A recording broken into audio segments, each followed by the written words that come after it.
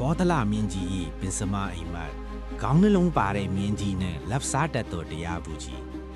ရှိတုန်းကကောသလမင်းကြီးလိုအမိရတဲ့မင်းကြီးတစ်ပါးရှိကြပါတယ်။တညမှာတော့မင်းကြီးဟာလွန်ထူးဆန်းတဲ့အိမ်မက်တစ်ခုကိုမြင်မှတ်ပြီးလန့်နိုးလာခဲ့ပါတယ်။သူမြင်မှတ်ခဲ့တဲ့အိမ်မက်ကစိတ်ထဲမှာတင်းကျပ်နေတာကြောင့်မနှက်မိုးလင်းတာနဲ့ပညာရှိအမတ်ကြီးကိုအမြန်ခေါ်ယူလိုက်ပါတော့တယ်။ပညာရှိအမတ်ကြီးသူခမင်ရောက်ရှိလာတဲ့အခါမင်းကြီးက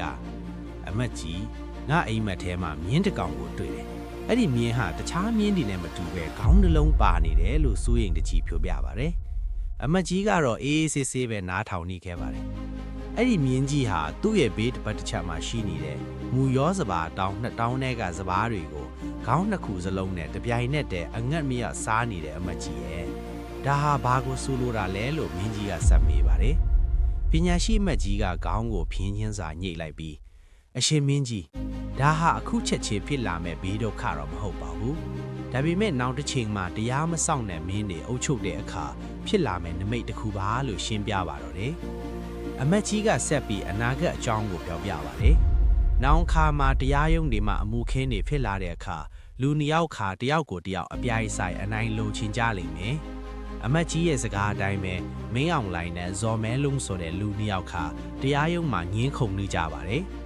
ထိုအချိန်မှာကြော်မျိုးမြင့်အမိရှိတဲ့တရားသူကြီးတယောက်ရောက်ရှိလာပါတယ်။သူဟာအမှန်တရားကိုဆုံးဖြတ်ပေးရမယ်သူဖြစ်ပေမဲ့သူ့ရဲ့စိတ်ထဲမှာတော့လောဘတွေပြည့်ညစ်ခဲ့ပါတယ်။အမှုထီမင်းအောင်လိုင်ဟာတရားသူကြီးကြော်မျိုးမြင့်စီကိုတိတ်တဆိတ်ရောက်ခဲ့ပါတယ်။အရှင်တရားသူကြီးကျွန်တော်ဘက်ကအနိုင်ရအောင်ဆုံးဖြတ်ပေးပါ။ဒါကတော့လက်ဆောင်ပါလို့ပြောပြီးရွှေထုတ်တစ်ထုပ်ကိုကန်လန်းလိုက်ပါတယ်။တရားသူကြီးကလည်းဝမ်းသာအားရလက်ခံလိုက်ပါတယ်။မကြခင်မှာပဲနောက်ထပ်အမှုဒီဖြစ်တဲ့ဇော်မဲလုံးဟာလည်းတရားသူကြီးစီကိုခိုးကြောင်ခိုးဝရောက်လာပြန်ပါတယ်။ကျွန်တော်ကိုပဲအနိုင်ပေးပါလို့ဆိုပြီးနောက်ထပ်ရွှေထုတ်တစ်ထုပ်ကိုပေးအပ်လိုက်ပြန်ပါတယ်။တရားသူကြီးကြော်မျိုးမြင်းဟာဦးခေါင်းနှလုံးပါတဲ့မြင်းကြီးလိုပါပဲ။နှစ်ဖက်စလုံးကပေးတဲ့ရွှေထုတ်လက်ဆောင်တွေကိုစားပြီးအမှန်တရားကိုမျက်ကွယ်ပြုလိုက်ပါတယ်။သူဟာဘသူဘက်ကမှမမှန်ကန်ကန်မဆုံးဖြတ်ပဲသူ့ရဲ့အကျိုးအမြတ်အတွက်ပဲကြည်ပါတော့တယ်။ဒါကြောင့်အရှင်မင်းကြီးအိဝက်ထဲကမြင်းကြီးဟာလက်စားတဲ့တရားသူကြီးတွေကိုကိုစားပြူတာပါလို့